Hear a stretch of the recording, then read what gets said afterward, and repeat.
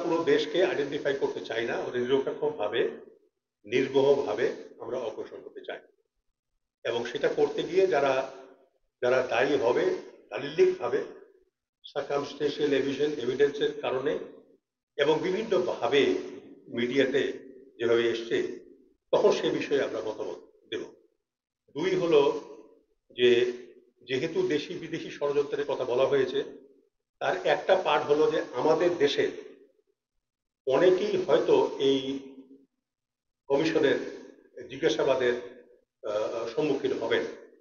এইসব ব্যক্তি 5 আগস্ট যে বিপ্লব হলো, সেই বিপ্লবের পরে দেশ থেকে তারা চলে গেছেন। আমরা জানি এতটুকু যে দেশে নাই, তারা কোথায় আছেন, কোন দেশে আশ্রয় নিয়েছেন, সেই সব দেশের সঙ্গে আমরা আমাদের যে ফরেন মিনিস্ট্রি আছে, পররাষ্ট্র মন্ত্রণালয়, তাদের মাধ্যমে আমরা যোগাযোগ করব এবং প্রয়োজন হলে আমরা ওই দেশের সঙ্গে আলোচনা করে যদি এক্সট্রাডিট করা সম্ভব না হয়, তাহলে আমরা টিম পাঠাবো সেখানে তাদেরকে টেস্টিফাই করার জন্য, তাদের স্টেটমেন্ট নেওয়ার জন্য। একটি জাতীয় স্বাধীন কমিশন গঠন করেছে।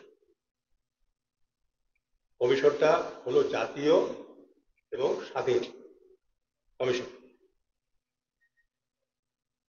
গঠন করা হয়েছে।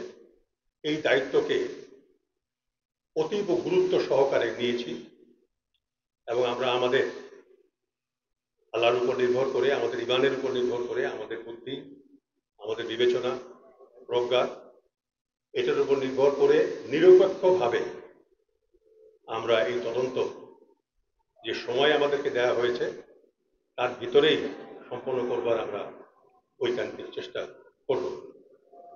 আমরা কোনো রকম বায়াসড হব না এবং কোনো কিছুর দ্বারা আমরা প্রভাবিত হব না, এই অ্যাসুরেন্স আমি আপনাদেরকে দিতে পারি। 1000 বছরে এই ধরনের ঘটনা পৃথিবীতে ঘটেনি যে একটা সামান্য সময় এত অফিসার, এত মানুষ নিহত হয়েছে, এত মানুষ নিগৃহীত হয়েছে। আমি আপনাদের মাধ্যমে জাতিকে অবহিত করতে চাই, এই বিডিআর বিদ্রোহ পরবর্তী সময়ে যারা নিগৃহীত হয়েছেন, নিহত হয়েছেন, বঞ্চিত হয়েছেন, সবকিছুকে আমরা নজরে নিব এবং অতীব সহমর্মিতার সাথে এবং আন্তরিকতার সাথে আমরা তাদের ক্ষতকে নিরাময় করবার চেষ্টা করব। যখন আমাদের কাজ শেষ হয়ে যাবে, তখন যেন এই প্রশ্ন না ওঠে যে আমরা আমাদের কাজ সম্পন্ন করতে পারিনি। কাজে সেই বিষয়টা সম্বন্ধে আমরা সবসময় সজাগ থাকি যে আমাদের সার্টিফিক সুবিধা দিতে হবে, এখানে অফিস দিতে হবে।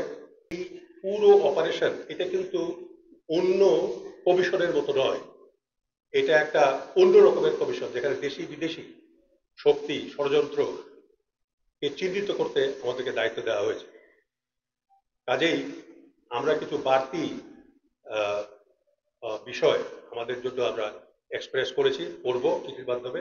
সেটা হলো আমাদের নিরাপত্তা, ব্যক্তিগত এবং পারিবারিক, ট্রান্সপোর্টেশন সুবিধা, সার্টিফিক সুবিধা এবং আমরা কোথায় অফিস করব সেই সুবিধাগুলো এবং মনিটারি ইমপ্লিকেশন কি আছে সেই বিষয়গুলো আমরা সব তুলে ধরবো। এবং আমাদের মর্যাদা, আমি বলেছি যে এই কমিশনের যিনি সভাপতি, তার মর্যাদা হতে হবে একজন অ্যাডভাইজারের সমান, মর্যাদায় নয় সমান অ্যাডভাইজার হতে হবে।